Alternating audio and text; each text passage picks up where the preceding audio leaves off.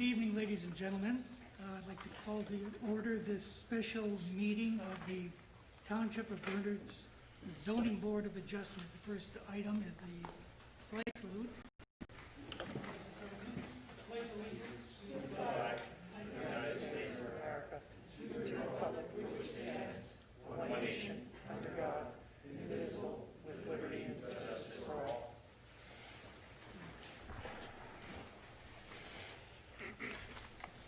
In accordance with the requirement of the Open Public Meetings Law, notice of this special meeting of the Zoning Board of Adjustment of the Township of Bernard's was posted on the bulletin board in the reception hall of the municipal building, Collier Lane, Basking Ridge, New Jersey. Was sent to the Bernardsville News, Whippany, New Jersey, the Courier News, Bridgewater, New Jersey, and was filed with the Township Clerk all on June 15th, 2020, and was mailed electronically to all those people who have requested individual notice. The following procedure has been adopted by the Bernards Township Zoning Board of Adjustment. There will be no new cases heard after 10 p.m. and no new witnesses or testimony heard after 10:30 p.m. Himself for this evening. Mr. Dorio. Here. Engineers. Here. Mr. Kraus has indicated he is unable to attend this evening. Ms. Pakhtar. Here. Mr. Tancredi. Here. Chairman Zidell. Here. Mr. Humbert. Here. And Mr. Juana has indicated he is unable to attend this evening. Mr. Warner. Here. Mr. Quinn. Here. Mr. Schley. Here. And for the record, Ms. Kiefer is present. Chairman, you have a quorum. You may proceed. Thank you. Could I have a motion to excuse the absence of Mr. Kraus, Mr. Genera, and Mr. Breslin? I'll make that motion. Mr. Engineers, thank you. I'll second. Diorio, thank you. Voice vote's fine. All in favor? Aye. Opposed? Abstain? Thank you. 9th, 2020 special meeting. That was circulated. Everybody's seen that electronically. Anybody have any comments or objections to that? If not, could I have a motion to approve those minutes? I'll make a motion to approve as drafted. Ms. Proctor, thank you. I'll second. Diorio, thank you. I'm sorry, Mr. Iorio, I believe was absent, if I'm reading the minutes correctly. Then I will second. Thank you. Sorry about Yes, that. yes. I apologize, yes. All in favor? Aye. Opposed? Abstain? You know who your abstention is. Yes, my abstention is Mr. Iorio. Item 6 is approval of resolutions, only one on the agenda here. Sweet Pea Farms, number 1 LLC, ZB 004, block 11501, lot 303, 48 Kings Ridge Road. Those bulk variances which was approved. Comments or corrections to it? Seeing none, could I have a motion to approve as drafted? I motion to approve the resolution as drafted. Thank you, Mr. Tancredi. Second? Ms. Proctor, give a second. Cheers. I think I recused myself from the case. She did, Did you? thank you. Okay, I'm sorry. Ms. Pakhtar. Yes. Mr. Tancredi. Yes.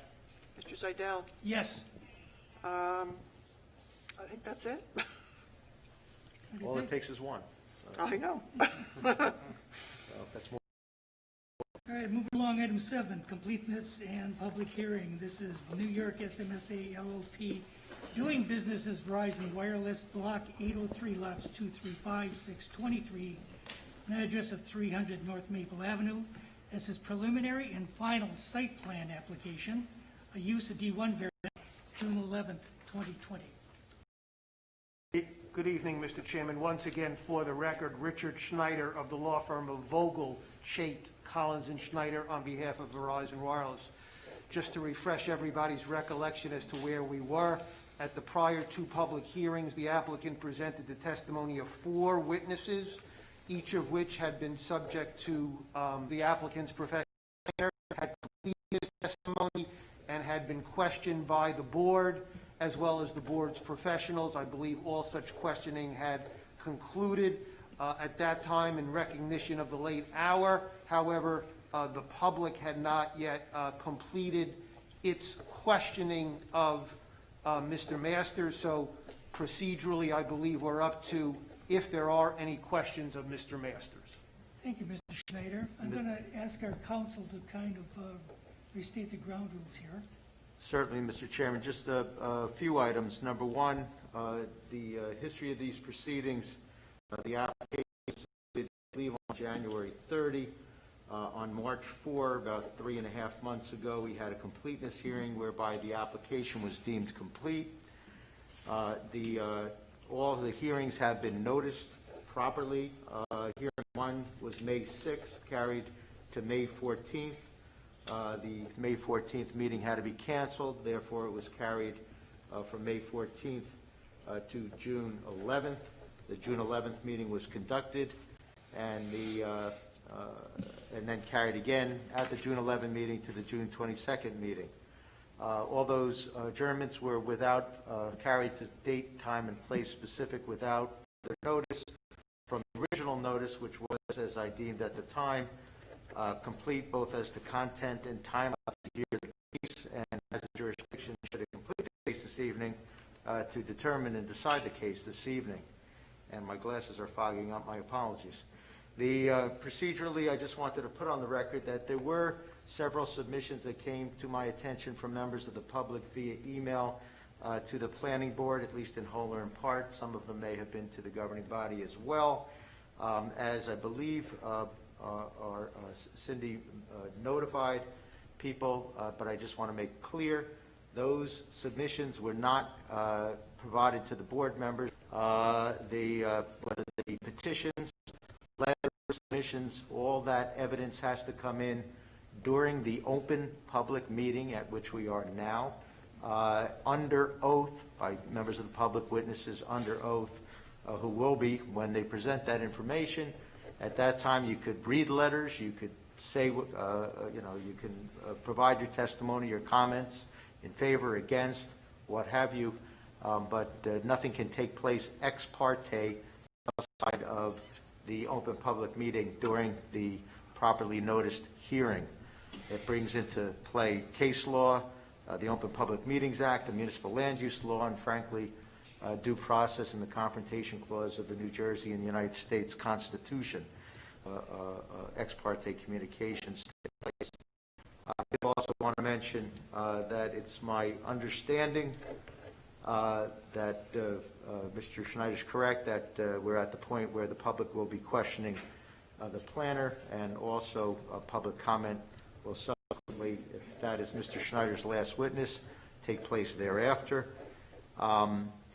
It's also my understanding, and the chairman can speak to this in more detail, but I understand that the chairman will be, as is the discretion of the chair and the board, the chair may reasonably limit duplication of testimony as to irrelevant matters, and also impose reasonable time limitations on public comment and testimony, and the authority Township Planning Board 298 NJ Super 13.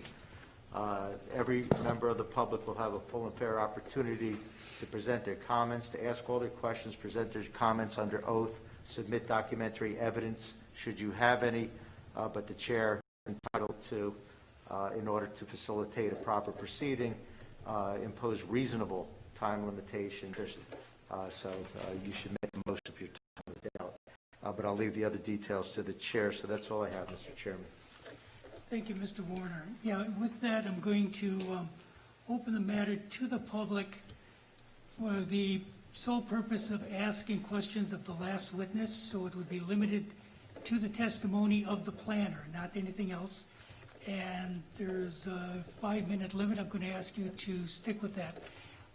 If you start to stray into comments,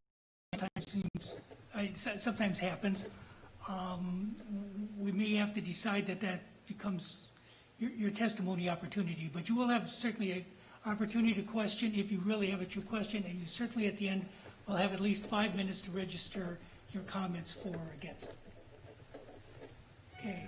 And names and addresses are always required to be provided for questions or comments for the record. And since we're all under somewhat unique circumstances, please step up to the microphone, if I understand correctly, and speak as loudly and clearly as you can when you give your name and address. Is that correct, Cindy? Yes, it is. Okay. Thanks, Mr. Warner. Any questions for the witness from any member of the public? And that was Mr. Masters, the planner. Does anyone have any questions?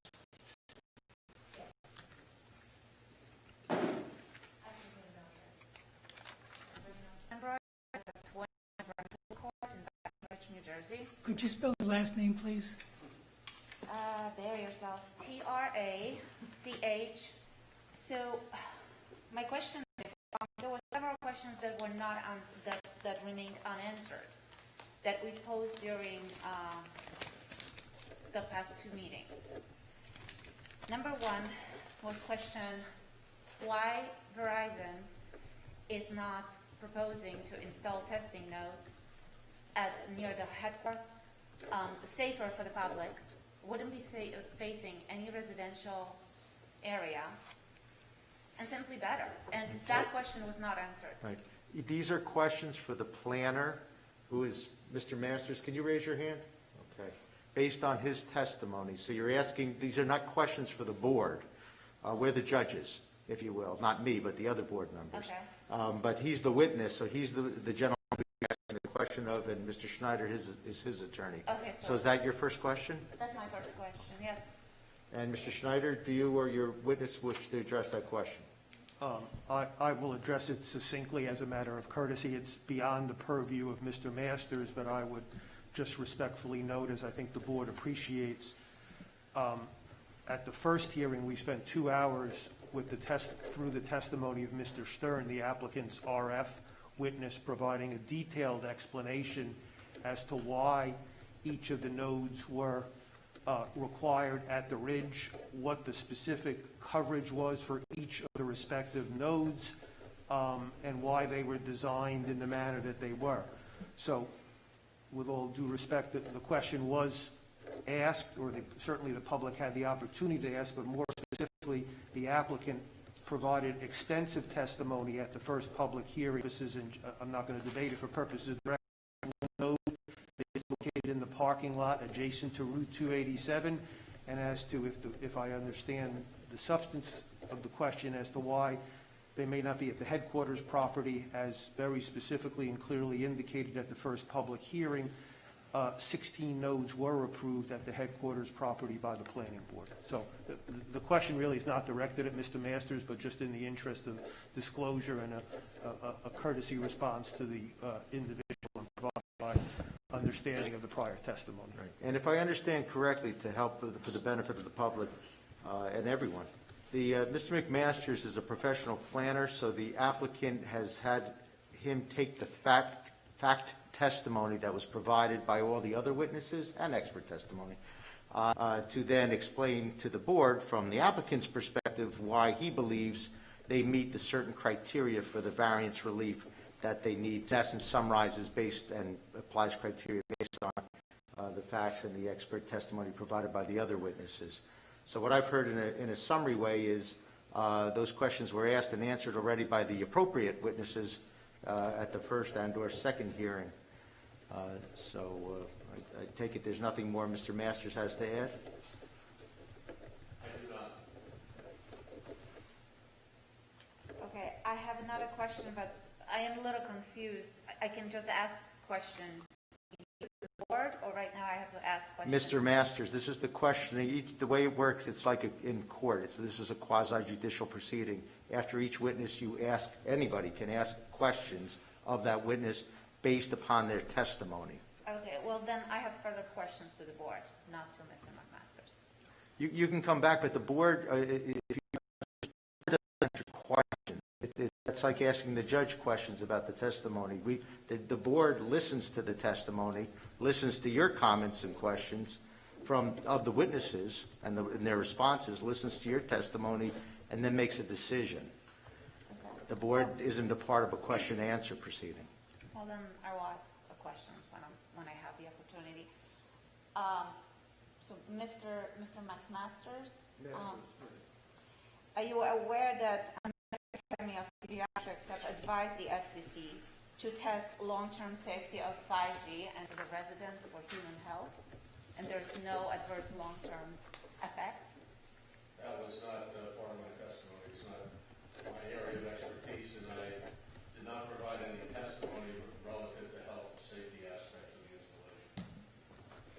That would have been a question for one of the earlier witnesses. If I may, Mr. Chairman, Mr. Schneider, was that information provided by the RF engineer and the other engineer? It was. As we heard with respect to the FCC, which is a federal entity, and it's governed by federal law, which this municipality is preempted. This municipality can't set those guidelines. That's correct, Mr. Warner. Let me, to head off some repetitive questioning, just for the board's recollection and members of the public's recollection, the second witness was Mr. Peterson. Mr. Peterson was the applicant's EMF expert, and as I took hopefully some, I thought, productive time at the last meeting, the order has preempted the issue. They have taken the issue of EMF compliance out of the hands of the board. They felt that it was not appropriate for the board to get involved in determination as to health effects. What the FCC clearly has, consistent with the case law, is that the applicant's sole burden is to establish by proofs that the levels of electromagnetic fields are in strict compliance with the FCC standard. I went through that last time. I think Mr. Peterson did a comprehensive job both at the first and second public hearing of responding to that. Let me further supplement and note as a legal matter for purposes of the record, there may have been a question about whether the FCC has recently reviewed this understanding. In 2019, last year, the FCC received a notice of inquiry whether it should amend its existing appropriate basis and decline to propose amendments to the existing radio frequency emission level. So I want to provide the board with that level of comfort that this was not a standard that was looked at in 1996, as may have been referenced and never looked at again. Inquiry was made to the FCC in a formal manner in 2019. And the FCC responded in 2019 and declined to review and declined or found that there was no reason to further review or make any revisions for purposes of determining the standard. Mr. Warner, for purposes of the record, that's a matter before the Federal Communications Commission under ET docket 19-226.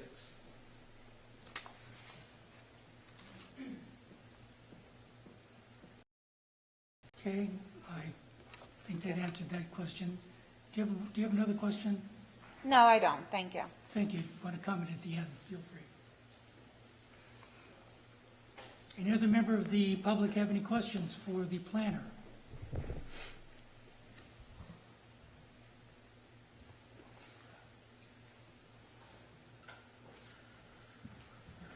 Good evening. Good evening. My name is Barbara Horążkiewicz. Going to have to spell it. It's hard to hear. Yes, Chorazykiewiczz, 195 Medicineville Road, Basking Ridge. So I have a question for the planning. Why the nodes are being installed in residential area? There is a big parking lot in Harding. Again, I don't think where the nodes go. That's the radio frequency personnel for Verizon Wireless to determine where the nodes need to be located. One office zone district, as is the property across the street at the headquarters building. But I myself do not determine where the nodes are located. That's the radio frequency engineer. Thank you very much. Thank you. Any other questions from the public? Mr. Quinn, has anybody called into you? No, sir. Cindy, do we have an email as well, or just the phone? Just the phone? Just the phone. Just the phone, but we'll check it for comments. Other comments? I'm sorry? Other comments? Yeah, if there's no other questions, then we go to public comment. Well, I'm sorry. Well, you might have a question. Oh, I spoke too soon. Lorena Ratz, 27 Brentwood Court. Please spell your name, please. Lorena, Lorena, last name is Ratz, Ratz. Simple question, you just mentioned that it's not in a residential zone. Received a notice for requiring a variance. Why is it that we received a notice requiring a variance then? Because it's a, well, Mr. Schneider can address it, but my understanding is because it's within a certain distance from a residential zone, and that's why what our ordinance provide for. Is that correct, Mr. Schneider? That's completely correct, Mr. Warner. The property is located in the E1 zone, but there is a technical 59.5-foot setback to the R4 zone boundary at the node 15 only. Right, and that's less than 100 feet, and the ordinance requires at least 100 feet from, so therefore, they need that particular variance. As to node 15 only. As to note 15. Okay, so there's a reason why, if I understand that correctly, you have to advise the residents that are within that amount of space. If anybody needs a variance, they have to notify all property owners within 200 feet of the perimeter of the subject property. If you have a 10-mile property, you have to go 200 feet around the perimeter of the 10-mile property, however large the property is, yes. That's the municipal land use law for any variance. Okay, so the residents do have a right to whether or not they want to approve that or not approve that, or obviously be here and have something to say. Oh, of course, that's why you're here. It's about public hearing, and residents have an opportunity to ask questions that are relevant material to the testimony provided, and have an opportunity to comment under oath and present evidence, absolutely. Mr. Chair? I'm sorry, Mr. Schneider, I take it you agree with what I said? Absolutely. You tell me if you don't? Okay. Absolutely. I just had one comment to make before we go to public comment, when you're getting to that point. Okay. Any other questions from the public? I'm going to close that portion. Now we're going to open it to public comments by Mr. Mr. Quinn, Schneider. still nothing from the record? I apologize, Mr. Chairman. I just want to make sure, nothing in a minute or two. Correcting that. Mr. Chairman, if I may, that completes our case in chief. I appreciate it, and I'd like to just reserve a couple of minutes at the conclusion of public hearing for hopefully some brief concluding comments. I want to offer, however, as a show of further what I think is good faith, one additional stipulation that I had not previously stipulated to. And I think it's a show of good faith by certain members of the public about asking whether the applicant would be willing to perform a one-time post-installation test to confirm that the levels of electromagnetic fields are in strict compliance. We normally do not do that. However, in this particular case, trying to be a good citizen and a good corporate citizen to Bernards Township, I have authority from my client to indicate that we would do a one-time post-installation test at the closest property line, and do that in an excess, as long as we can get it as close to that property line as is accessible. It's existingly vegetated, as close as reasonably possible, and we would do that post-installation. So I want to put that on the record. Would that stipulation be from a recognized expert? Recognized expert in the field, correct. And that it's in full compliance with the applicable FCC guidelines? That is entirely correct, Mr. Warner. And are you proposing for that stipulation a time frame for doing that post-installation? In other words, how long after installation? Or what time frame or range? May be of interest to members of the public, may be of interest to the board. A reasonable time period? No.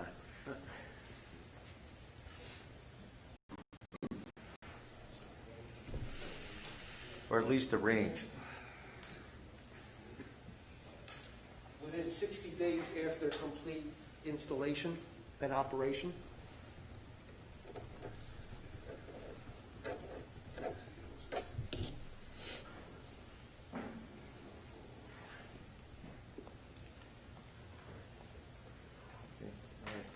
board has that on the record. Did you have anything else before we proceed to public comment? And I Other than- understand you reserved for... And proceed to public comment. Who'd like to speak first? Again, we'll need name and address, and I may have sworn you in, or someone else may have sworn you in the past when we had our virtual hearings. But if you don't mind, I'll swear you in again just to play it safe. So please give us your name and address, and then I'll swear you in. Sure. Larry Trachtenbroid, 21 Brentwood Court, Basking Ridge, New Jersey, 07920. Would you spell your last name, please? Sure. Toachtenbroit.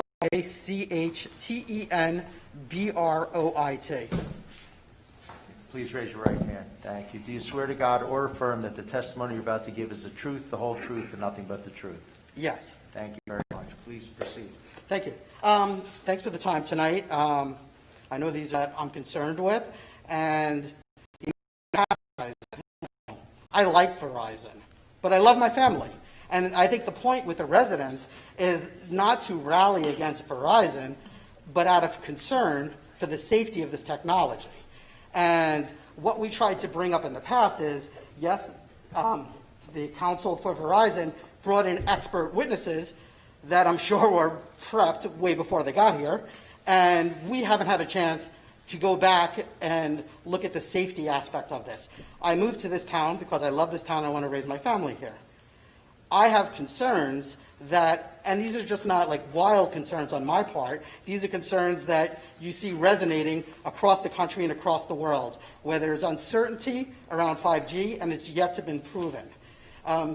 The council made a comment earlier tonight that the FCC in 2019 said that they didn't have to go back to visit it. Why? Why is that? Did they have a great lobby? Did they, was it deemed safe? Is there proof that there's 100% safe? Concern.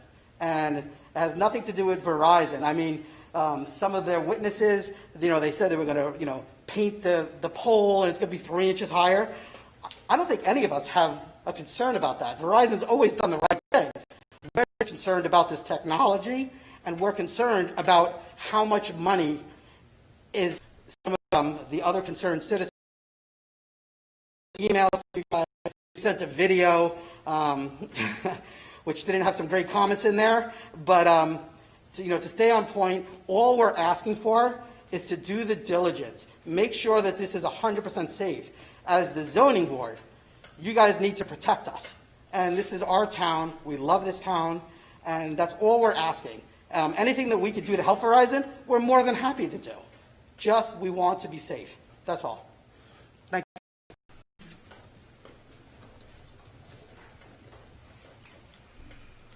Who else would like to be heard?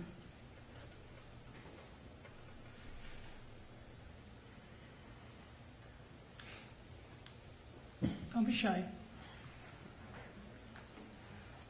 Jarosław Chorążykiewic, Chorążykiewiczz, 195 Madisonville Road. 195? Madisonville Road. Okay. And I'm sorry, your first name again? J. Right hand. About the truth. I do. Thank you very much. Please proceed. Did Verizon obtain legal approval from NJEDP stating that 5G radiation does not have any impact on wetlands, national wildlife, and other negative environmental aspects, especially on the natural resources protecting? Sir, if I may, Mr. Chairman? Yeah, this is the public comment. This is for your testimony. We already did the questions. We just asked if anyone had any further questions for Mr. Masters earlier. Everybody asked their questions. This is your public comment. This is for you to say whether you're in favor or against the application and why. And to present any evidence you wish to present. My understanding was that the previous questions were only related to zoning. Yeah, there's no, as I said earlier, maybe you didn't hear me, there's no portion where you ask questions of the board members. They are the quasi-judicial, the judges in essence. They have to hear from everybody and then decide if the applicant met their burden of proof for the variance relief and the site plan approval that they seek. there's no question and answer, although I've answered a few questions. If you have some procedural questions, as long as I'm allowed to, I'll answer them, because I love to do this stuff. That's why I do it for a living. But this is the time to make your comments. Okay, so that's If you're against it, why are you against it, and what evidence do you have that you would like to share with the board? right. So instead of a question, I want to make a statement. Yes, statements. We would like to see evidence that Verizon that obtained legal permits from New Jersey Department of Environmental Protection, that there's no impact on the wildlife in a refugee area. This is number one. Number two, the studies of the 5G technologies until 2022. So at this point, we are not really sure that the 5G technology is healthy. I mean, it does not create the risk for our environment, especially for our children. In a different locations worldwide, and there was still most of the comments coming that there still was not enough testing done, not enough proof that 5G is a healthy technology. So this is our concerns. Also, that we can measure the radiation in our backyards. To find the measured tools on the internet, but the tools only going to 10 gigahertz. I mean, in order to measure radiation above 10 gigahertz, the tool costs probably $5,000. So we don't have ability to measure the radiation in our backyard. So the question, can Verizon provide the testing on the resident's request, per resident requests? Many cities ban 5G technology around the daycare, playgrounds,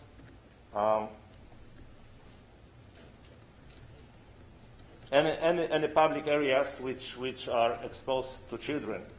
Now, just after the initial testing, we believe that Verizon is going to expand. Can we make sure that at least those areas will be, let's say, excluded from the 5G radiation completely?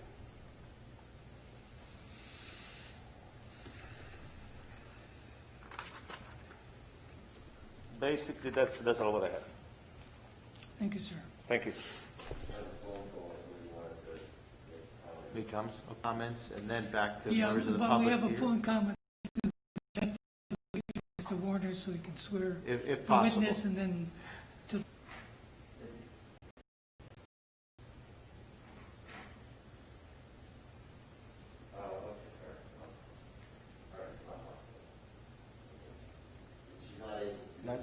Mr. Schneider, do you have any objection to me swearing in this witness, notwithstanding the fact that I can't see her raise her right hand? No objection at all. Okay, thank you. Please, Tom? No, hold on. Okay, I'm ready. I'm going to swear you in. All right, go ahead and tell them your name. My name is Karen Simmons, Caryn Simmons. Address? 262 North Maple Avenue. Okay. And can you raise your right hand, please? Is your right hand raised? Yes. Thank you very much. Do you swear to God or affirm that the testimony you're about to give is the truth, the whole truth, and nothing but the truth? Yes. Thank you. Please proceed. Thank you. On October 4th, 2019, my husband and I moved into our dream home. Excuse me, this is very emotional for me. We were so excited about our beautiful new property, and we imagined growing old in this house, living long, healthy lives together. Not long after moving in, we received notification of Verizon's plans to start testing the 5G nodes, basically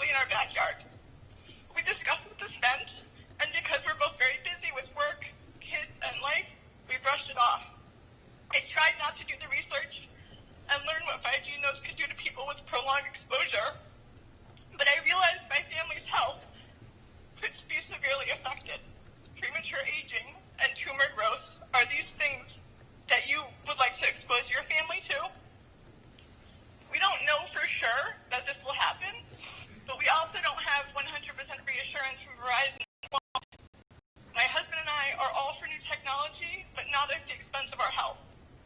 Verizon wants to test these nodes because they don't have all the answers, and we don't want to be their lab rats. Please consider declining Verizon's proposal unless they're willing to move the test nodes further from our property and supply. Thank you so much. I apologize for my tears. It's very emotional. For your time. Thank you.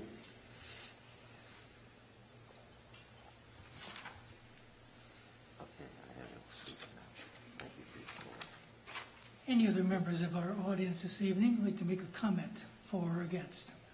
Please step forward. I don't mind. If you don't mind, thank you. Your name and address again for the record. Isabella Trachtenbroid. You have the spelling? Yes. Great. 21 Brentwood Court, Basking Ridge, New Jersey. Thank you. And please raise your right hand. Do you swear to God or affirm that the testimony you're about to give is the truth, the whole truth, and nothing but the truth? I do. Thank you very much. That was moving. That's my neighbor across the fence from me.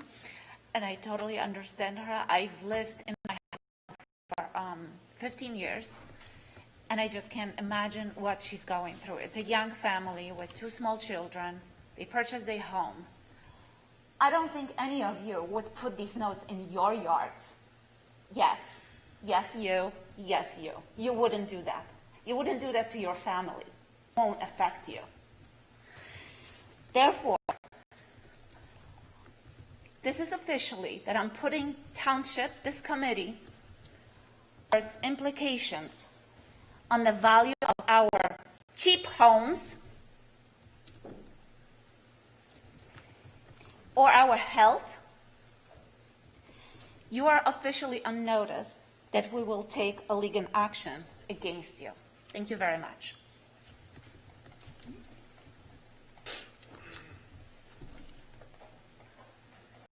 Good evening, sir.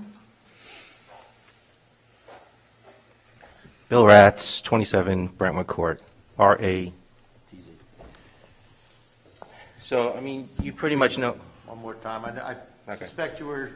At the first meeting I was, yeah. Thank you. Do you swear to God or affirm that the testimony you're about to give is the truth, the whole truth, and nothing but the truth? I do. Thank you.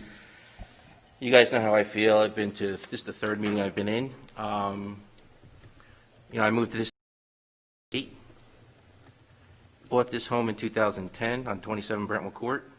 G hotspot or testing zone. I have 2 small children, and I have a trampoline that sits it's a pitching wedge, not even, a lob wedge to the node, I forget the number of it. Mr. Stern could probably tell you. Mother's Day, things like that, went to their buffets, and now you guys are turning it into a place to test your technology and to wine and dine people from all over the world to sell this technology. I mean, we've seen the videos. They can't even say that Basking Ridge is a site yet because it hasn't been approved. I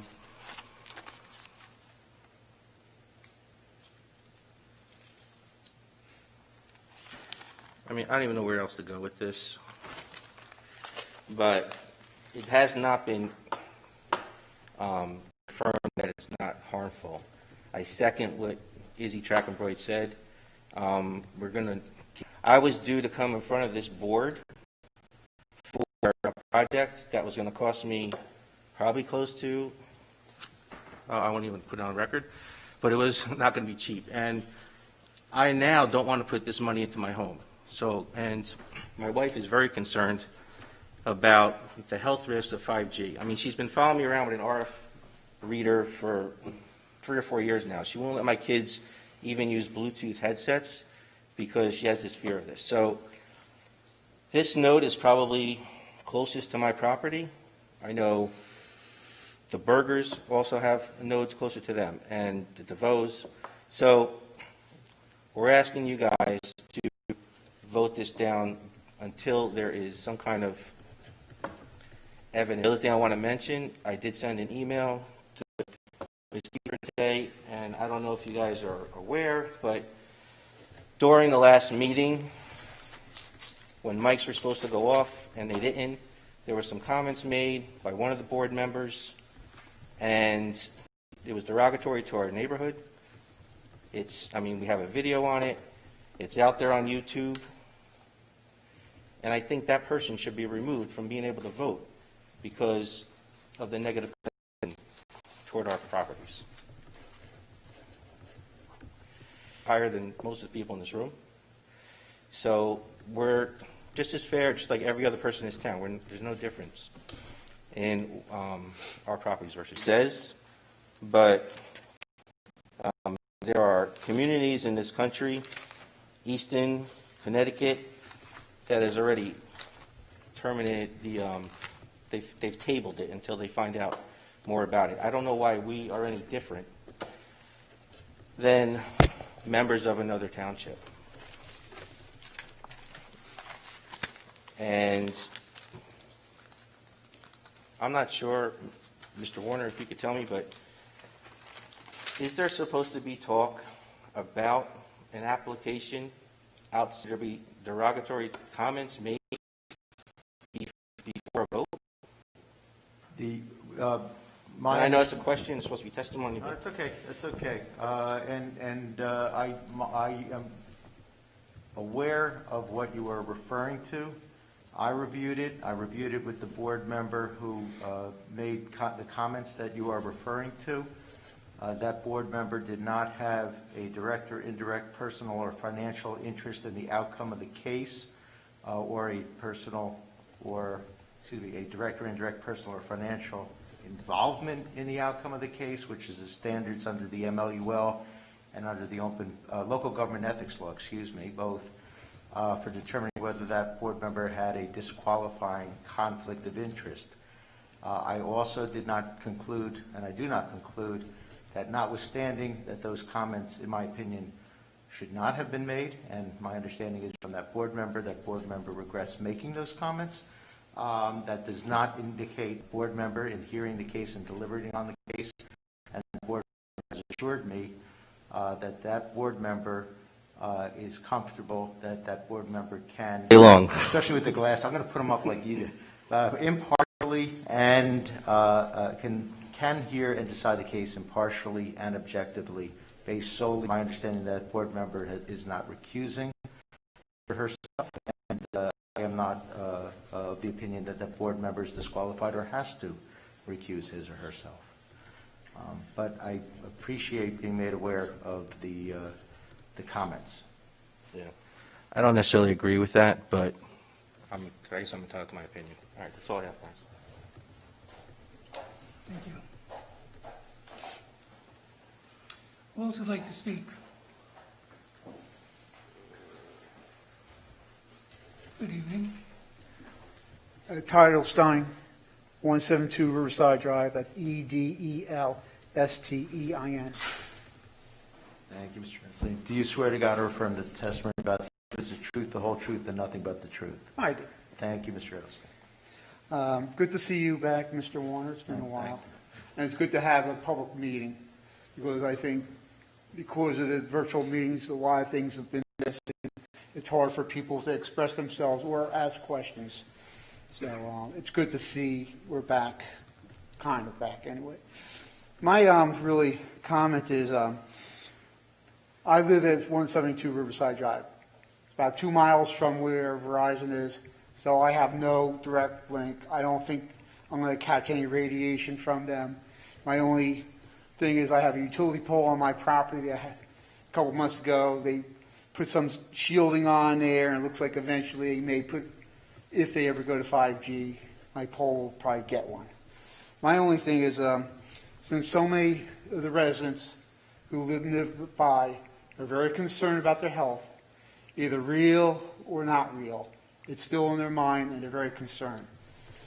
I don't think what I'm going to ask for is going to really harm the installation itself. I think that the board should get Verizon to stipulate to put some type of shielding behind that node so any rays or radio frequencies would not itself. And I think that shield should overlap that node. It won't do anything, won't matter.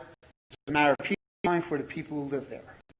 And I think the shield should be made of some type of material that cannot be penetrated.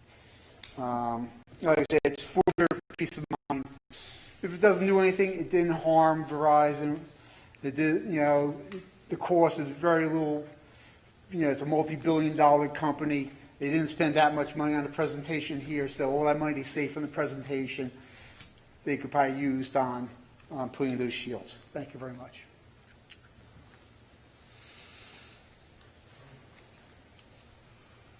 Who else would like to be heard?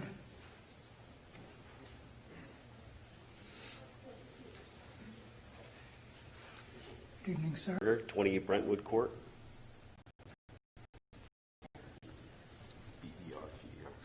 Okay, please raise your right hand. Do you swear to God or affirm that the testimony you're about to give is the truth, the whole truth, and nothing but the truth? I do. Thank you very much. Please proceed. So I just want to make one comment before I have a prepared statement to read. I was actually watching this at home, and the phone didn't work, so I heard Karen call in, and I raced over here because I think it's important. That's how important it is to my family that this is heard, and the board takes this very seriously. Mr. Warner, you said that the board is judges here, and I just want to make a comment that I keep hearing this. It frustrates me a little bit because trials don't end because of time. The fact that this has been a continuation, is the third continuation from really the first three witnesses in this meeting or in the last one. In the last one, we were not able to ask any questions for Mr. Stern. We were only able to ask it in the first meeting. Obviously, when you hear testimony, you think about things, you reflect. In the second meeting, the second board meeting, we were not given an opportunity to ask any questions, any of the testimony given from the first meeting. So I just want to get that on the record because I think it's important that people are asking questions, residents are asking questions about location of nodes, and Mr. Stern is not here, and we were never given an opportunity to ask him any additional questions after the first hearing. Yeah, after the first meeting. No, I understand what you're saying. Did Mr. Stern testify in the second hearing? He did not. Okay, and you wanted to ask him after the close of the portion of questioning after his direct testimony in the first hearing, you wanted to ask further questions of him. That's correct. That weren't asked after he completed his testimony the first hearing. That's correct. And his testimony was completed, but this is a continuation of that. No, I understand. So Procedurally, the board is acting in accordance with the Municipal Land Use Law and the Open Public Meetings Act. Cases do come to an end. They do have a procedure. The required procedure is that after members of the board and board professionals and members of the public, and there is no obligation to bring them back subsequently after their testimony is done. Yeah, I hear your point. It's a fair point. We're just residents. These are experts who are testifying in front of us. We had no opportunity to ask that expert questions in advance or hear their testimony in advance or depose them.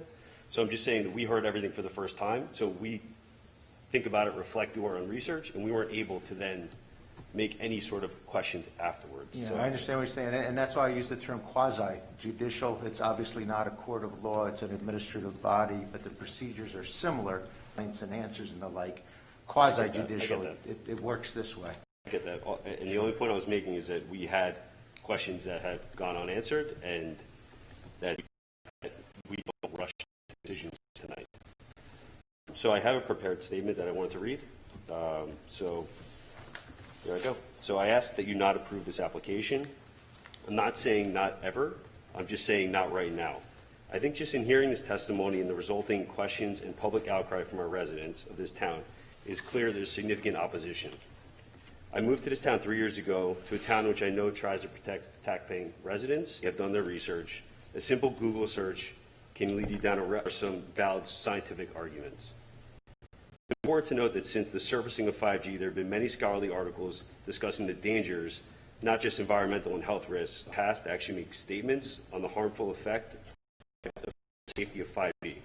I'm not saying it's all bad, and maybe what Verizon is saying here tonight, and the testimony that has been given, decipher.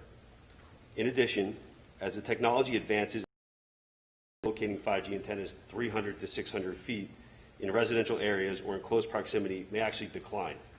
The point is, this needs time to develop.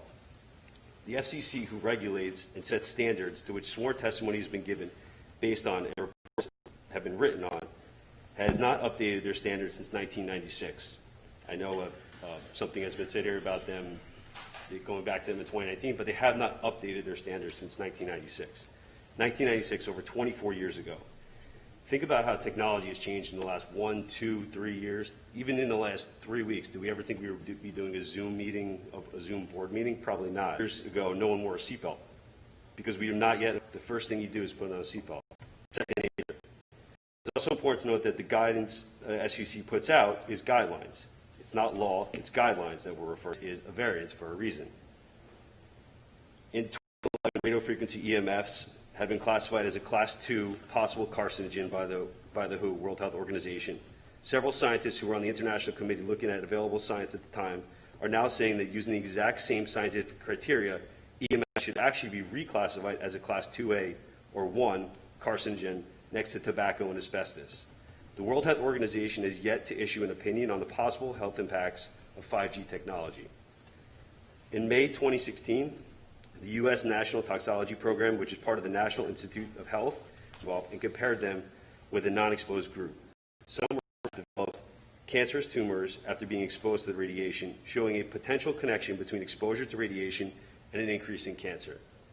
Furthermore, the land between our properties and Verizon is home to many birds, foxes, deers, and other animals.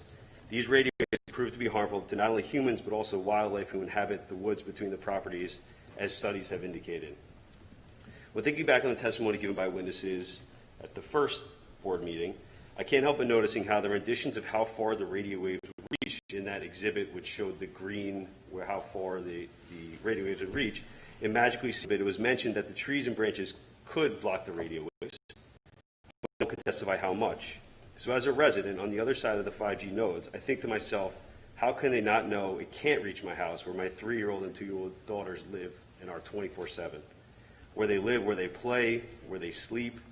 As a father and a resident, I would think we should all wonder if this is something we want, putting ourselves aside to these harmful rays, albeit within the FCC guidelines that were set up 24 years ago when we were still on 2G technology.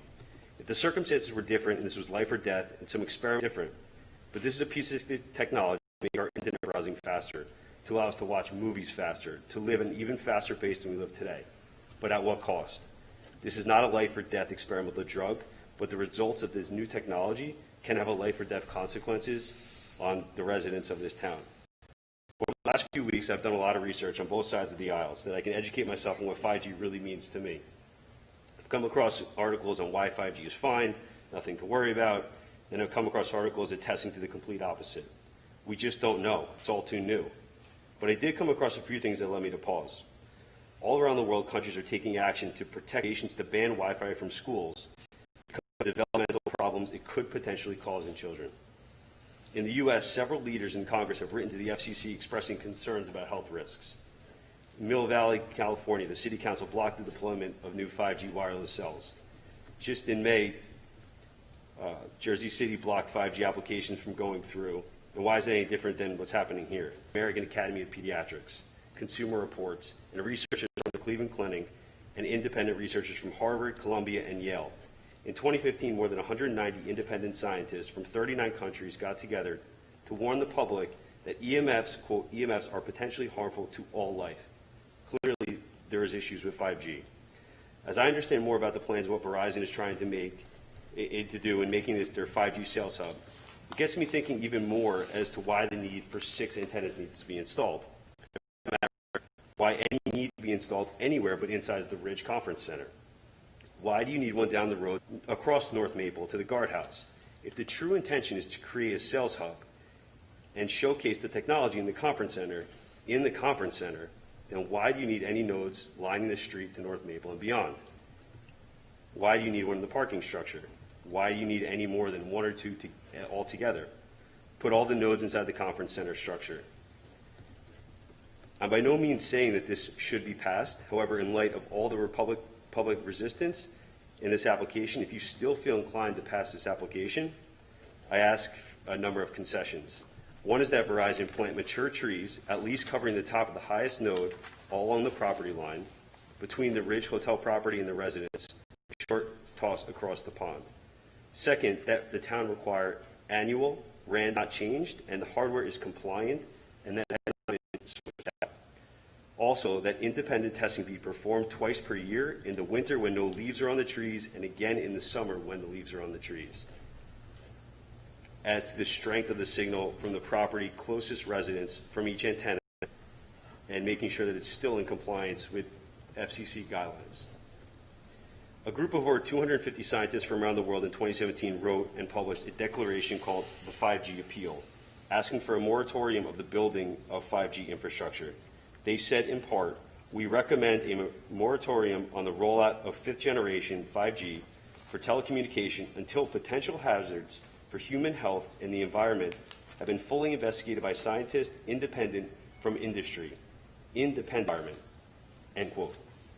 In 2018, Verizon a new website called Let's 5G. In it, a question was teed up: are all those 5G antennas a health concern? The answer did not say that it was safe, just that it meets federal safety standards, that the same ones that have not been updated in 24 years. I think it's clear to me, and I hope the decision you make here tonight will have a direct impact on me, my wife, and my 2 daughters, and all the residents of this town.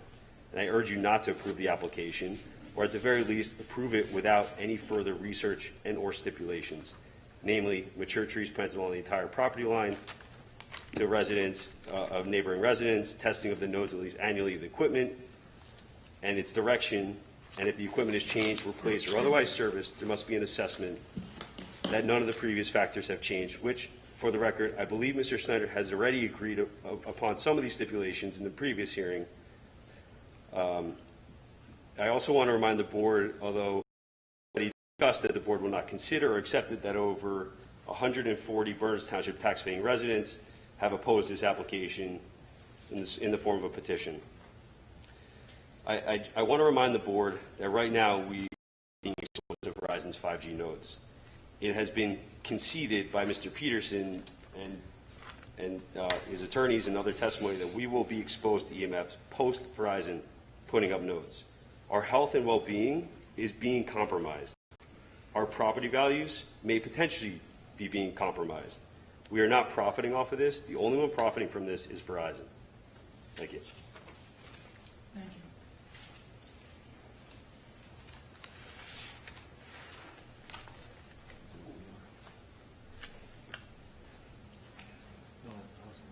Do we have any more? I don't want to. Anybody else waiting to be heard? Tom. Oh. Hello, again, Barbara Ronzukiewicz, 195 Madisonville Road, Vaskinich. Yeah, CHORAZYKIEWICZ. And my memory is getting worse and worse every day, so I don't recall if I swore you in earlier tonight. Can you raise your right hand? Not tonight, Not but, tonight? Okay. but I Thank was you. sworn, yes. Do you swear to God or affirm again that the testimony you're about to give is the truth, the whole truth, and nothing but the truth? Yes. Thank you very much. So me and my husband and our 2 kids, we moved to town 4 years ago. Our house was on the market before we purchased it for 3 years. And the reason that it couldn't sell was because we live between, our house is in the border of the country club, and there was a big, I guess, settlement between the residents of Madisonville Road and the country club due to some noise of the country club, plus the residents didn't want to see. So I just want to bring that to my personal experience, that a little thing like this, just a country club, right, made a big statement, and I'm sure some of the board members do remember that case, and the lady couldn't help us, and as other towns in the country, or all for health study. As we all know and we all heard, unfortunately, FCC regulations are outdated, and World Health Organization is not providing us with a study. Due to the last 3 months, since we have been on COVID pandemic lockdown, I I think everybody, like all the families, really, but the people were together, and we as family, and my husband is actually an IT professional, we do discourage our children from using the technology. So there is a huge limitation in our house, and it's funny because we should be on top of it. Unfortunately, we do understand that there are some risks to our kids' health, and we don't want, we want to stay healthy. There is also, I don't know if the board is aware, there are some kids around this block that are really seriously ill, and that would definitely have a daycare right next to my house.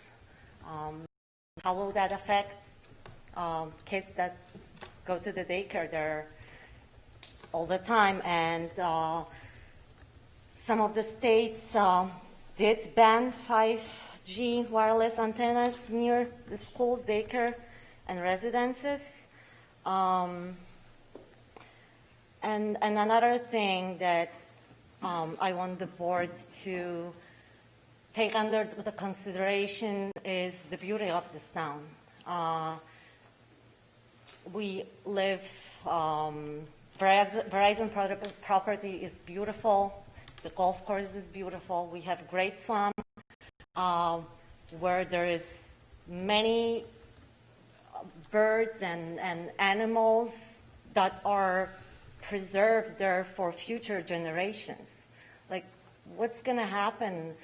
We don't know about this technology, so I just want to make sure that we are doing something and we are thinking about this aspect too. So I think that's what I'm asking, to call for a health study and see what the WHO will come in 2022. And that's it. Thank you very much.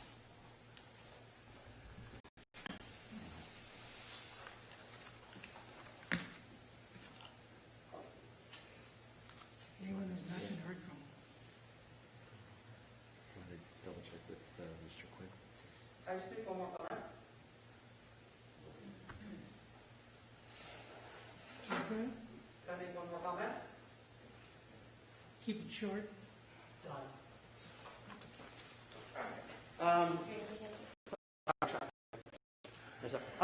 So, Mr. Warner, I just wanted to comment on your comment to Dr. Ratz. I feel like that board member has already shown her true colors, and I don't think she can vote for it.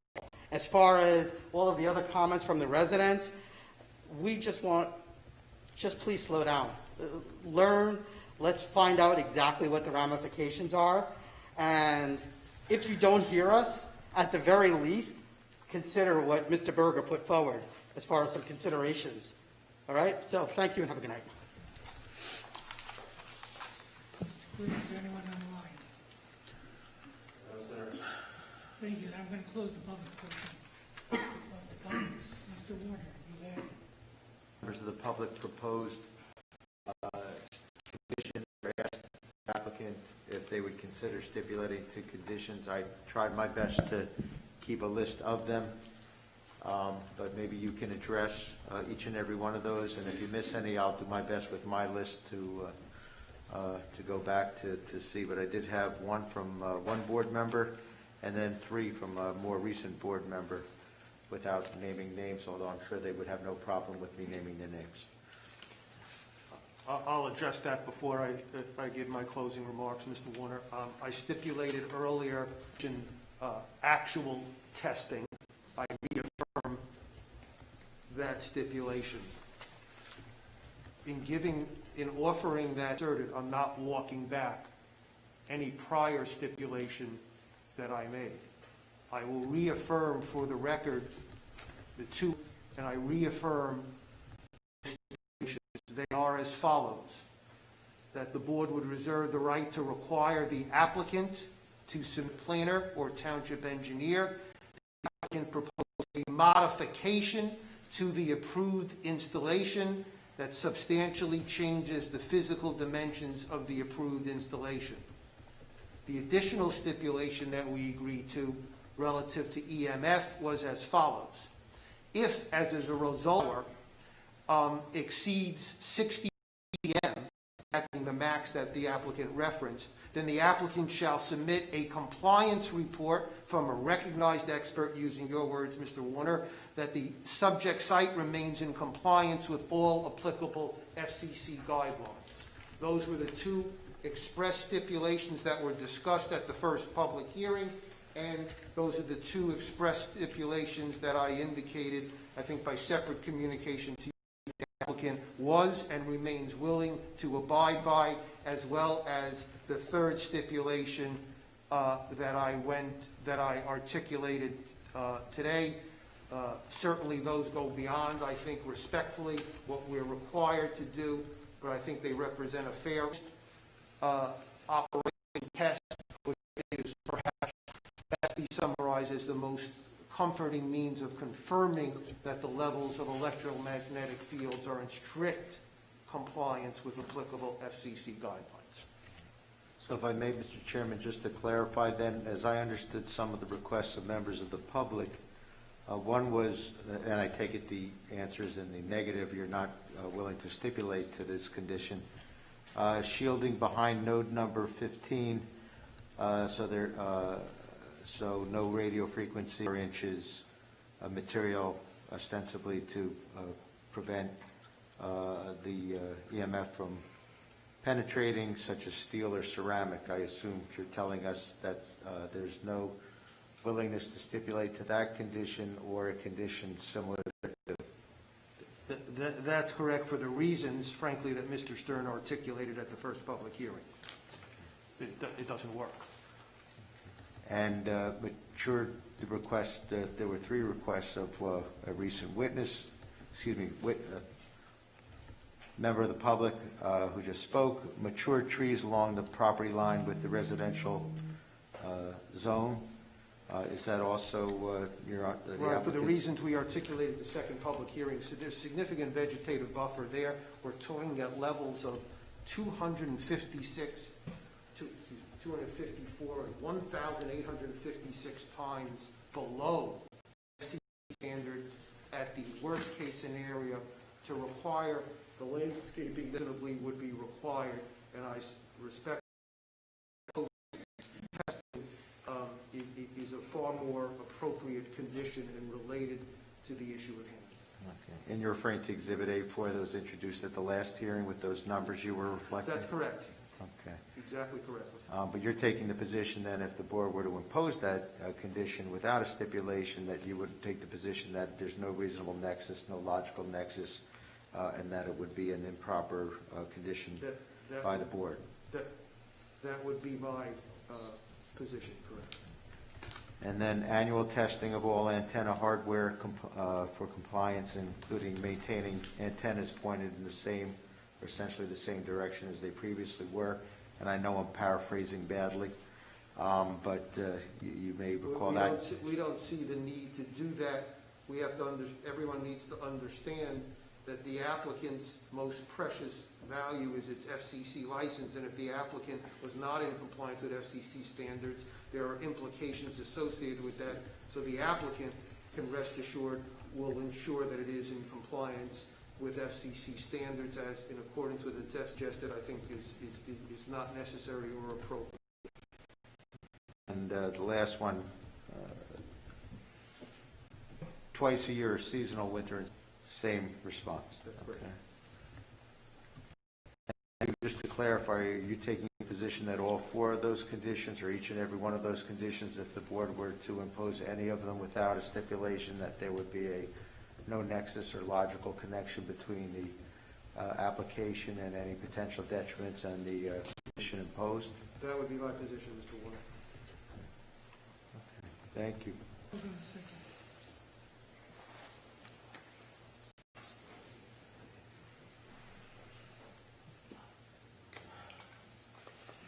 Council's Would that be the appropriate time? Just a couple questions going back and comments. Is it okay to? The chair gave you the discretion. Okay. First, I appreciate how you started off by saying that you would perform this yearly testing, and I think that's a nice gesture. From what I see guidelines, the concern is that the SEC guidelines may not be, may not be accurate. That's how we end up with lead paint. DeVoe, I believe, was the first one to mention the screening, and you quickly said no to the screening. I think she said a non-deciduous pine or something like that. And you also mentioned that there is a lot of positive criteria with this, the GDP, billions of dollars, jobs, things like that. Why not the consideration? Why not, what's the downside for Verizon? Because I think respectfully, the levels are so infinitesimal that the radio frequency environment will exceed the actual magnetic fields that would be occasioned by EMF from this. So I was searching in anticipation of that issue coming up. I was searching for an analogy, and it probably doesn't do it justice, but it's killing the fly with more than a hammer. It's not going to provide any meaningful reduction in the present environment to the levels of electromagnetic fields to sit and just plant trees that are unnecessary and don't improve the condition. It's not, I can assure you, it's not an economic determination that we're looking to save $3,223 by not planting trees. It's just not a rational nexus that's going to improve in any meaningful way, I think, as Mr. Peterson testified, any levels of electromagnetic fields. His specific testimony was that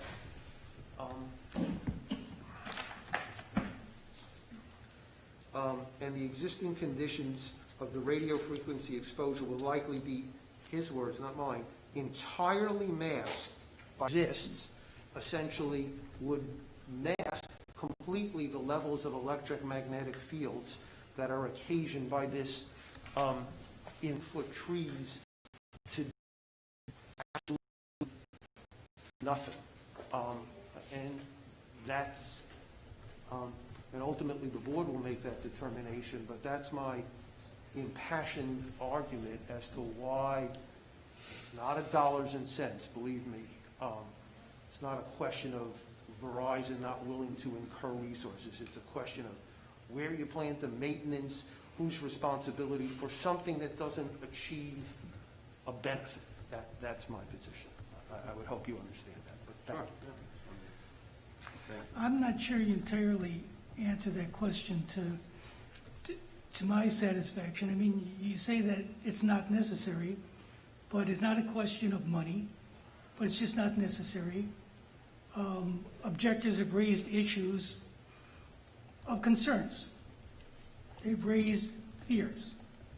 How well founded, I don't know, I'm not a scientist. We're not here to determine the science, but they've certainly articulated their fears. And you haven't answered why Verizon would not be willing to mollify in order to get this, since they want the nodes in a particular location, especially node 15, which seems to be bothering some people, whether or not something would be much more effective. And I'm not disputing your testimony, this will come out as reviewed. I don't understand what the objection is. That, I think, was his question. I'm not sure I heard it. But maybe I'm not hearing right. I just think he does anything other than mollify a fear. In the report by Mr. Peterson, there is a small percentage, 0.5% is not nothing. These people want nothing to see the residences through the tree line. I'm going to suffocate here, but you can see in the middle of summer, you can see some of these residences through the tree line. And vice versa from Brentwood, you can see the building on the property. So in the winter, it's going to be visible. A 0.5% is not nothing. So I Mr. don't Chairman, really see, I'm again, sorry. Yes, I am. Okay.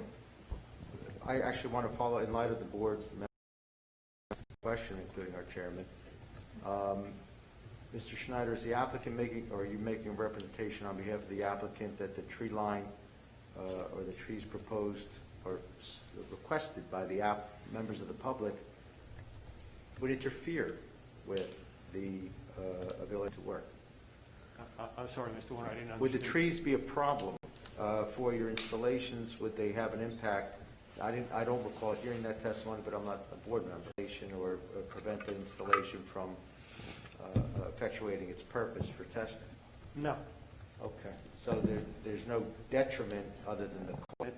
We don't believe it's necessary, but I guess it believes as part of any hopeful approval process that it wishes to impose that condition. To exercise such discretion, given that the applicant has taken the position that it doesn't interfere with what they propose, but there's an economic cost, but the economic cost is not the issue to the applicant, then I take it you would not take the position that it's unreasonable, arbitrary, or capricious of this board to impose such a condition if it did so. The board would impose what it believes to be reasonable conditions, and we'll address that, but I would hope that not to be the case, but we will, our goal is to work cooperatively with the township to get this node up, approved, and running. Would you agree to that stipulation or not? The board would have, if the board imposes that condition, the applicant won't stipulate that it would agree to that, but if the board imposes that, we will address that. The applicant's reserving the rights, Mr. Chairman. But at this point, that stipulation, It's not a stipulation, it's a condition requested by members of the condition, public. that's not a stipulation. And it's a condition that the board may or may not impose, but the board is not going to have a stipulation from the applicant to impose it. That doesn't mean that the board may not choose to impose it. The board may choose to impose it, may not, may grant the application, may deny the application. It's all up in the air at this point. The board has not decided. Okay, but one thing we do know, the applicant's not stipulating today. Got it. With that, Mr. Schneider, would you like to sum up your case for us? Yes.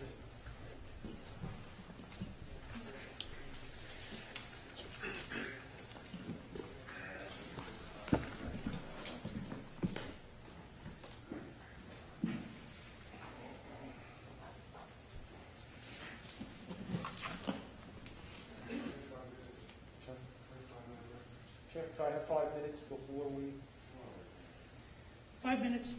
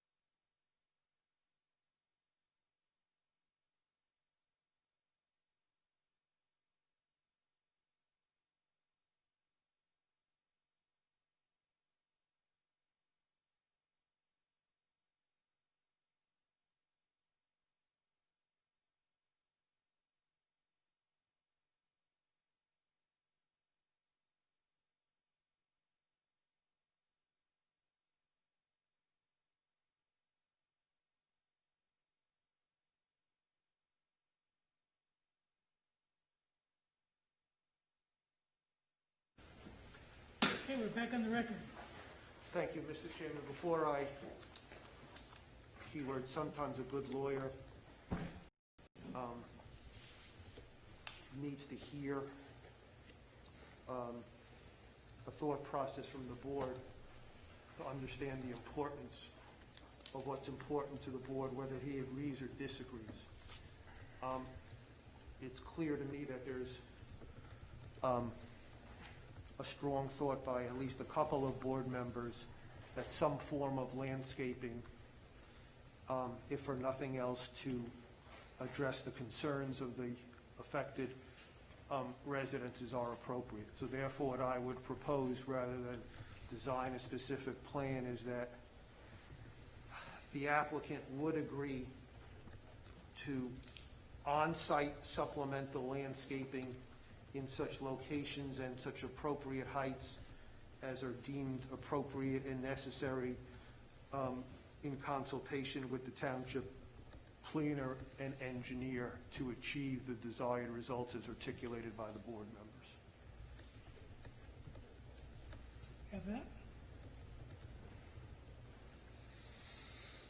Thank you, Mr. Schneider.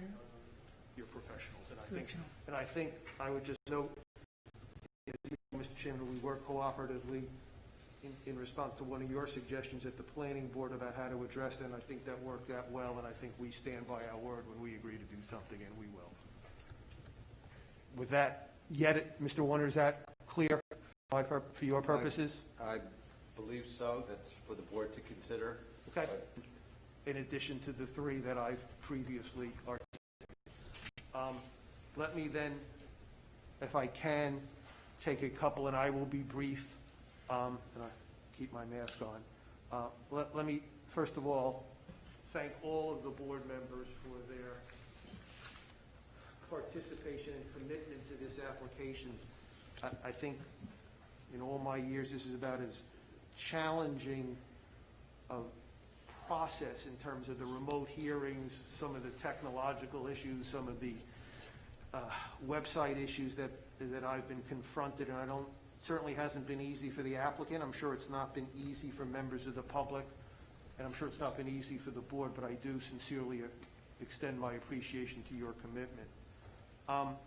I indicated in my opening remarks that the application was somewhat unique, and I reiterate now that I think the most significant aspect, as I indicated previously, is that while the application is unique, I think the earmark of this application is its lack of impact, visually or otherwise, on the community. I have been practicing in the field of telecommunications now for 30 years. I started doing this in 1990. And I can objectively and confidently say to you as an advocate that in looking at this application in its entirety, I think this is about the most innocuous application from a wireless perspective that I've ever been associated with. Let me concisely review, I think, the substance of the testimony which leads me to that conclusion and articulate why the application. Mr. Stern did testify at the first public hearing, was subject to extensive cross-examination, and I think provided of the network, the specific strategic importance of each particular node, and how their location related to the advancement of technology. Mr. Stern also spent a significant amount of time underlining the importance of 5G. But ultimately, it's not necessarily what Mr. Stern articulates as the importance of 5G, because essentially what Mr. Stern articulated was entirely reflective of what the agency with primary jurisdiction over this matter has itself articulated. That is, that the FCC has determined that it must encourage, and here's the key word, the rapid deployment of new telecommunication technologies and the removal of barriers to the rapid deployment. Notice we're talking about rapid deployment. We're not talking about deferral barriers What the FCC was specifically referring to was elongated zoning processes or delay market. They referred to 5G, not Verizon, the FCC, as transformative of the economy. That if the FCC has articulated the unwavering importance of 5G, it's incumbent that we... Second witness was Mr. Peterson. When I first started doing telecommunications, as David and others, and maybe some board member fields, were, in the beginning, a big issue at zoning hearings, when when applicants, whether it's Verizon or any of its competitors, were building networks. There was fear at the time as to what the levels of EMF. But as time went on, those fears went, in large measure, by the wayside. And that's a specific function of what the FCC determined in 1996. It preempted the matter to take the matter out of your hands. The FCC itself determined that it was not fair or appropriate for you as board members to sit here and assess the credibility of witnesses as to whether the World Health Organization found this, or there was some study in Australia about the impacts on rats, or whatever the case may be. So what they did was they articulated a standard, a very clear and specific standard, which said, if you meet the requirement, the board must or cannot base its denial on EMF. The applicant here, through Mr. Peterson, demonstrated compliance. But not only did it demonstrate compliance, it did so not by any small measures. It did so by we're talking 250, 1,800 times below. Hence, perhaps my initial defense of the issue relative to landscaping. In any event, I wanted to put that in perspective, that we're not talking about levels that even was based on an FCC methodology that included a worst-case scenario assumptions. We're constrained to note as fear or perception of effects, of EMF effects, as a basis for denial. A board will have been held to have exceeded its authority by giving credence to those unfounded perceptions. Nevertheless, because I think you as board members have come to Verizon, and at least whether you agree or disagree is really not important, you have heard members of the public, heard their fear or perception, and you have at least proposed, or I affirmatively proposed one, and you asked me to accept the second one, and we've agreed to both. Not because we necessarily think it's necessary, but if you think it's important as a condition of approval, we will accept that of approval. With respect to the testimony of Mr. Colasurdo, I think there are no outstanding issues relative to site plan details, and frankly, no members of the public raised any questions concerning Mr. Colasurdo's testimony. He's essentially agreed to all of the conditions as proposed by both David and Mr. Quinn, and I think there are no outstanding issues. Lastly, let me comment, if I may, briefly on Mr. Masters' testimony, because I don't want that to get lost in the scope of what we have discussed tonight, because I think his testimony is very important. Mr. Warner, I, and David had a discussion in between meetings that perhaps only interests planners and attorneys as to which standard of proof applies. And in every telecommunications case that I've ever asked, David and Steve raised the question and asked me to address both the SICA and the Medici quality of proof, and we determined that we would address both. I think what we've established is, for all the reasons articulated by Mr. Stern and by others, that the site is particularly suitable for the proposed use, and the key word here being there will be no substantial, let me highlight that, no substantial detriment, that being the operative word, to either the public good or zone plan. One of the considerations, and the first consideration of the Seeker balancing test, asked you as board members to identify the public interest at stake. Without repeating everything that I identified, the advancement of 5G technology as critically important, so I cannot think of a higher public interest at stake than quality of proof.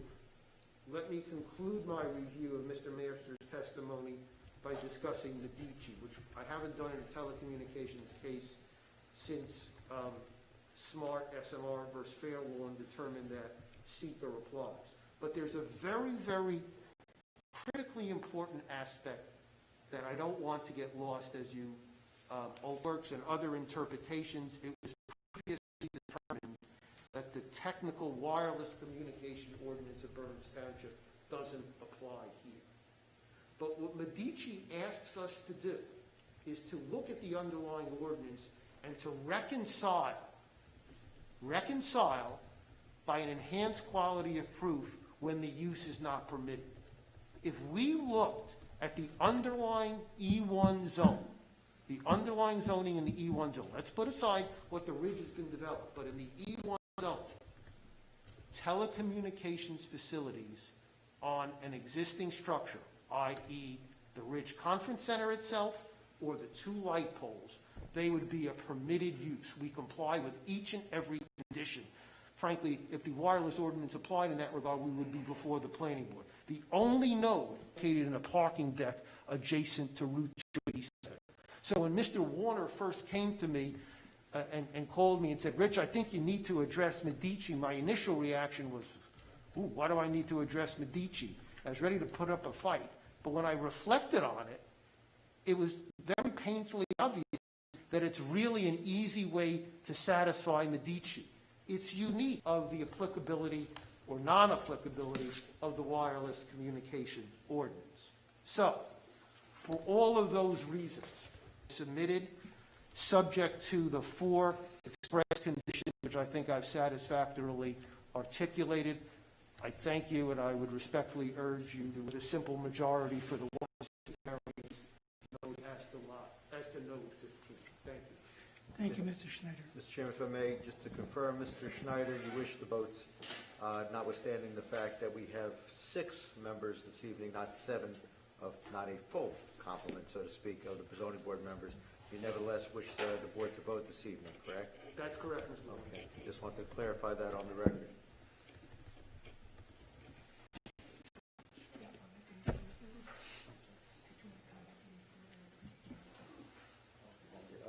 Mr. Chairman, did you want me to address, before the board votes, some of the, or reiterate what the board's jurisdiction is this evening? Sure. The, what do I always do? I always go to Mr. Schley's memo because there's no better place to go. The, his April 20 memo. But the board's obligation this evening now is to vote on the application, which is an application for preliminary and final site plan approval, a D1 use variance by stipulation of the applicant, a D1 use variance for a proposed test nodes which are not a permitted use in the E1 zone, and also for 2 C or bulk variances that both relate to node 15. It is both 59 and a half feet versus 100 feet from the side yard property line, or setback, only 59 and a half versus 100 feet in the side yard. And it is also not, by being 59 and a half feet from that side yard, it is also 59 and a half feet from the residential zone, which and our ordinance requires that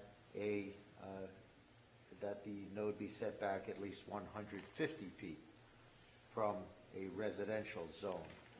So that is a preliminary and final site plan approval, D1 use variance, and 2 C variances for the same 59.5-foot setback for node 15.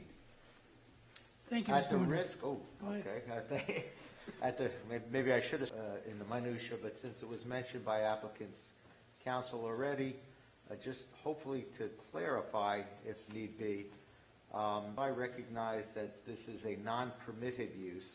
It is not a wireless telecommunication use in the usual sense. It is a test node, not a communication, not a 5G installation for communication purposes.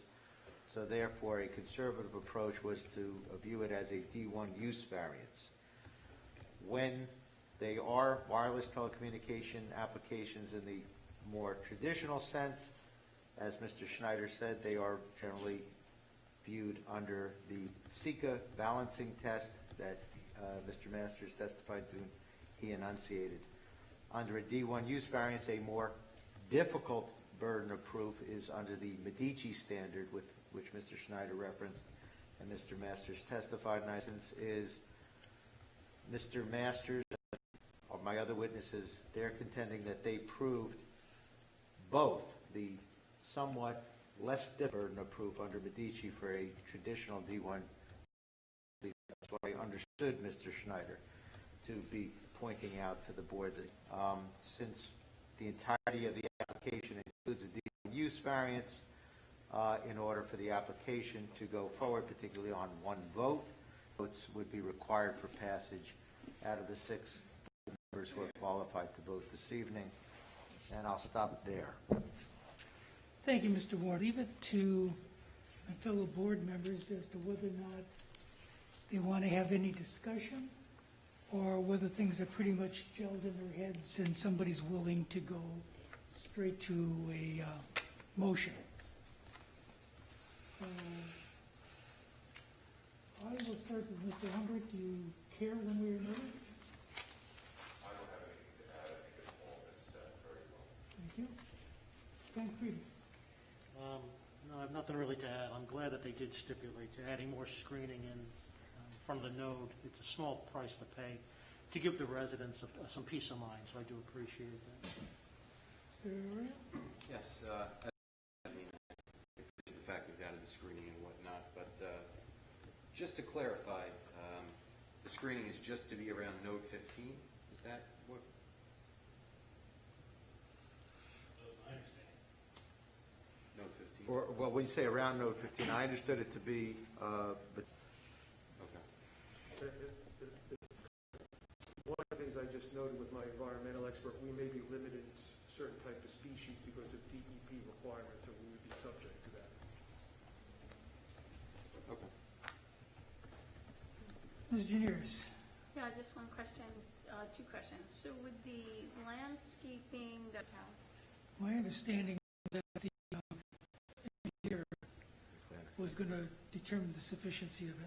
Yeah, They had I some think it general was- guidelines to work with, and they were going to my understanding was subject to the discretion of the planner and engineer. plan an engineer. Right.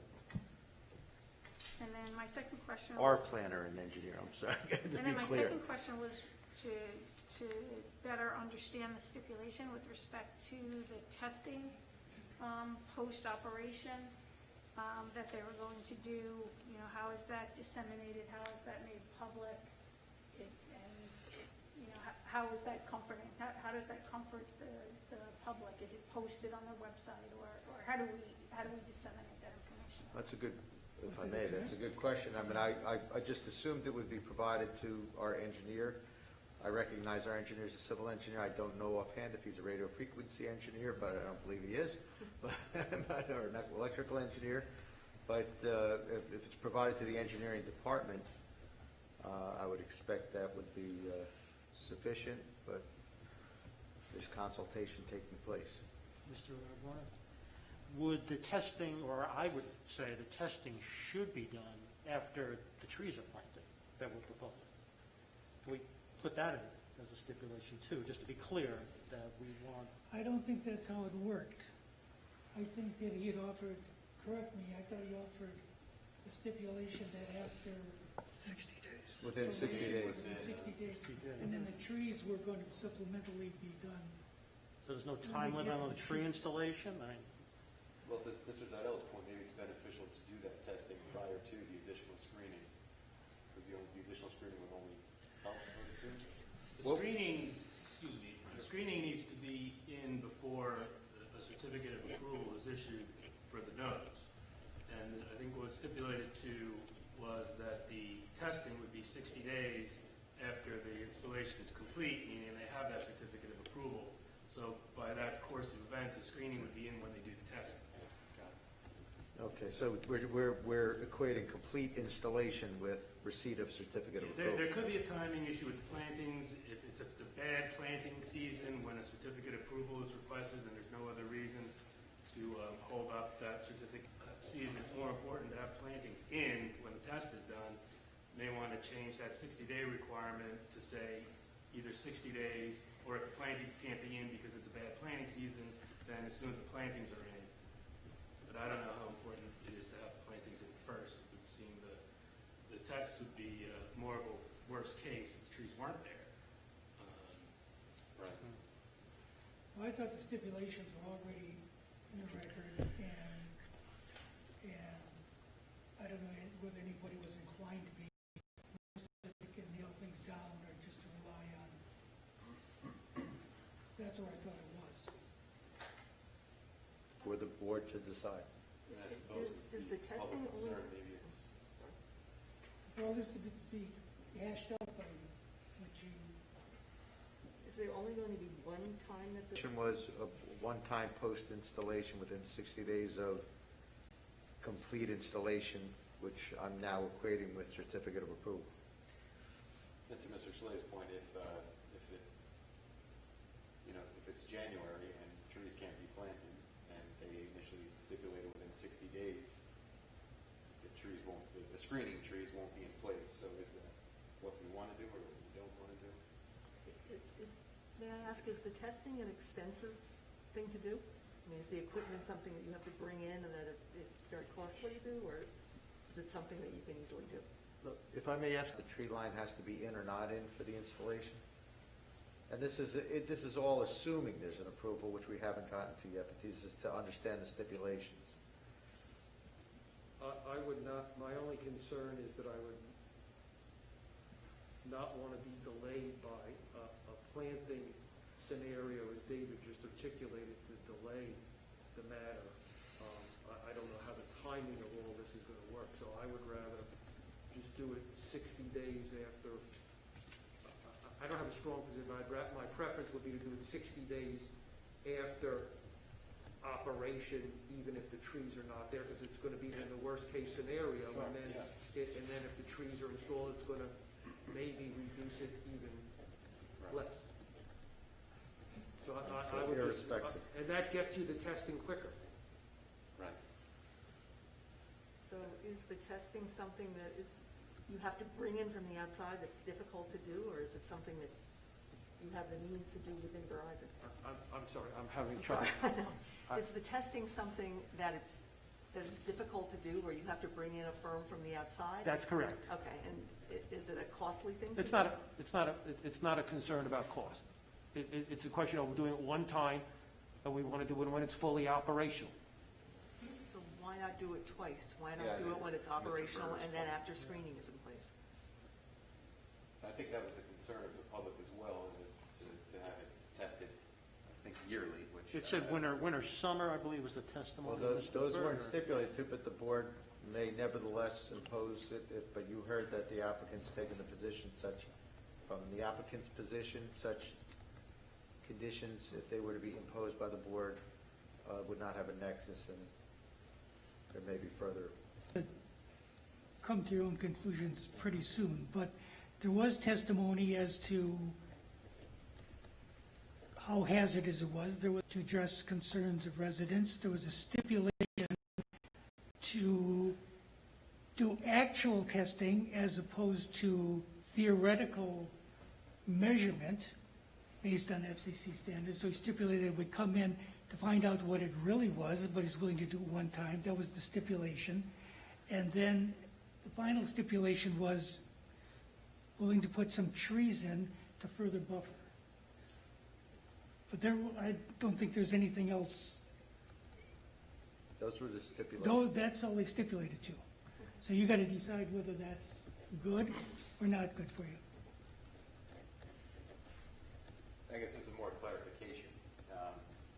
After the testing is done, if I assume the engineering department and the municipality would be notified, but I would suspect that would have broader implications for the applicant.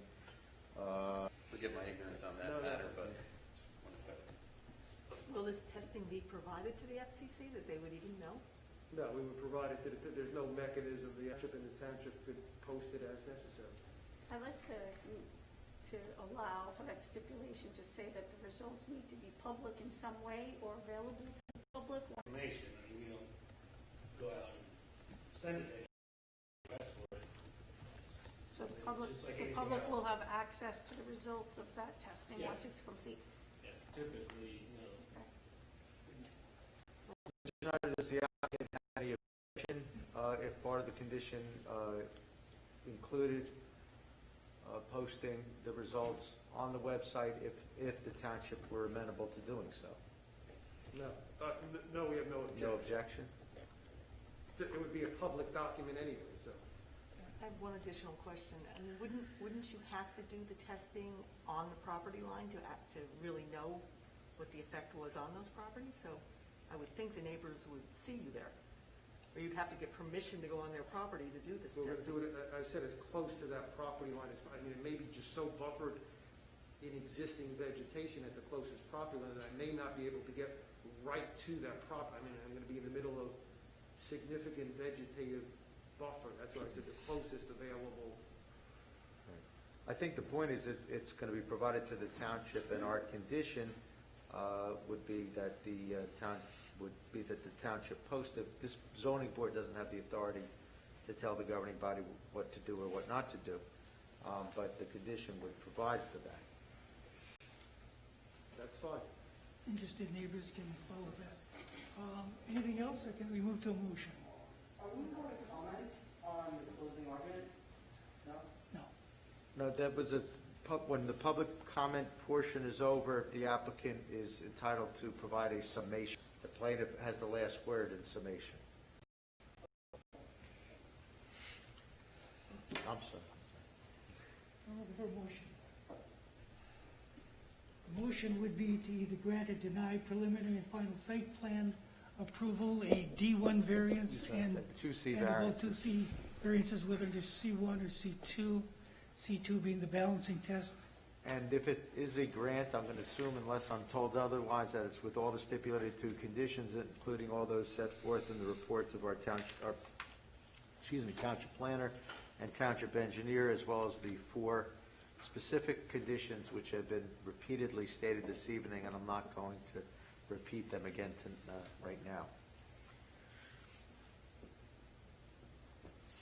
We're not going home until I get a motion.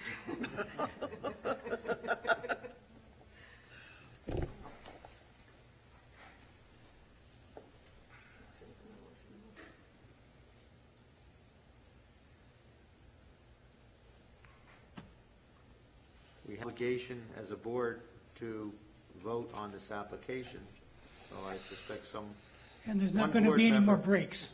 Proceed. We'll be happy to walk you through your motion, whether it's positive or negative. Just to indicate where your vote is. Mr. Chairman, I'll make the motion. Thank you, Mr. Tancredi. I move to deem the application complete and direct our board attorney to draft a resolution memorializing our decision to grant the salt relief, subject to the conditions stipulated to by the applicants and the additional conditions imposed by the board and discussed by the board members.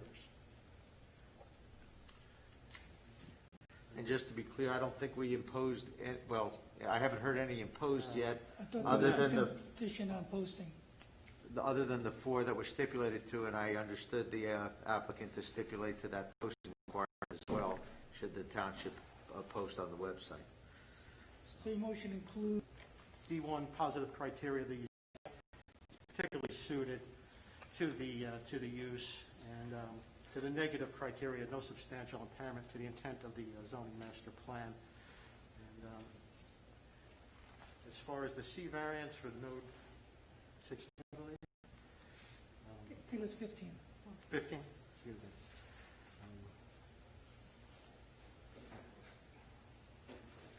C2? Probably looking at C2, benefits outweighing the detriments for the positive criteria. And once again, the negative criteria for C2, no substantial impairment of the intent of the master plan of the zoning plan. Thank you, Mr. Tancredi.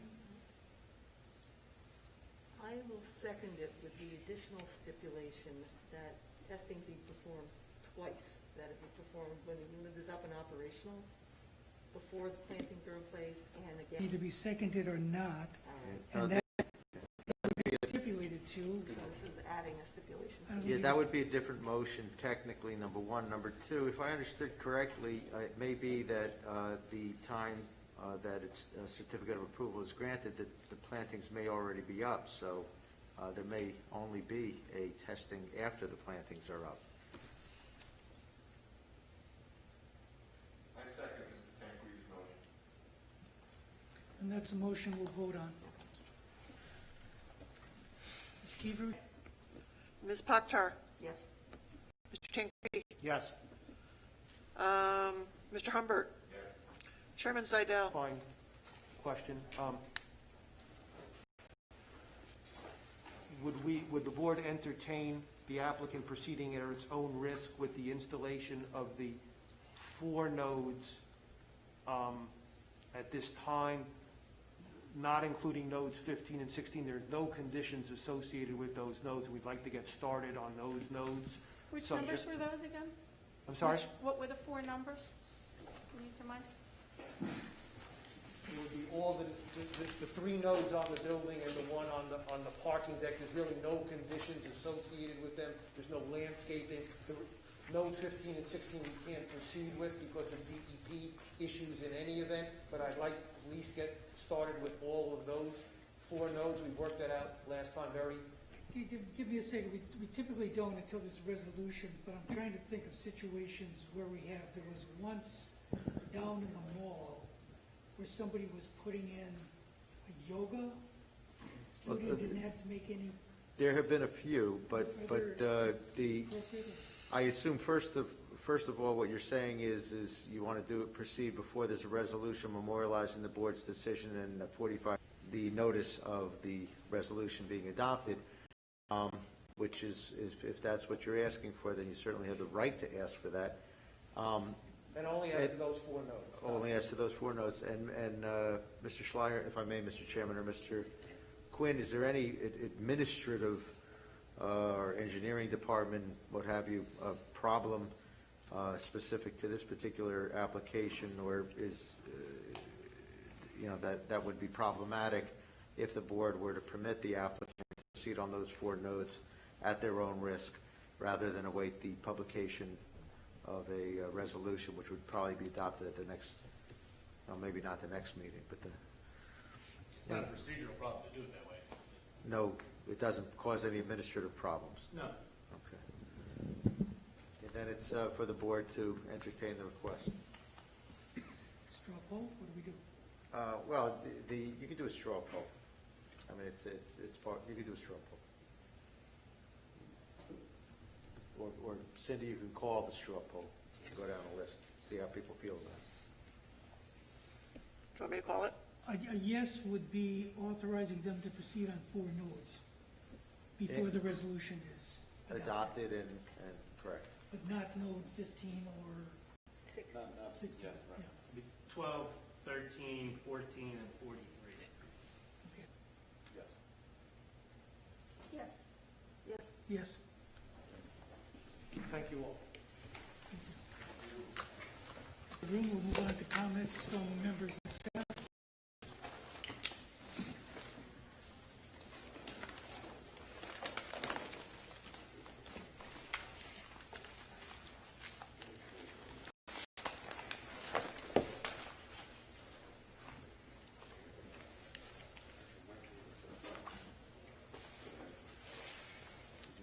Gentlemen, if you don't mind, while it's open to the public and you can be here, we'd like to proceed with specific matters. And I want to thank all of you for doing a great job. tough application. Comments from staff? None? Amen. Motion to adjourn?